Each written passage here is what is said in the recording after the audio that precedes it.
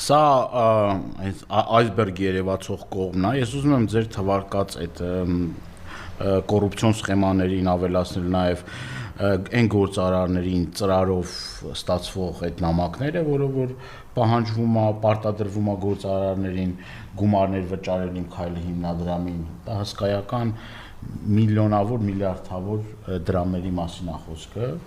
արդեն բացահայտ ծրարներով գումարի չափն էլ է նշվում, օրինակ վերջերս նաև մամուլում հրապարակվեց մի նյութ, որով որ ասում էր, որ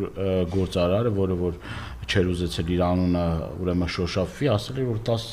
միլիոնի նամակ է ստացել, այսինքն սա խայտառակ մի թալան է, սա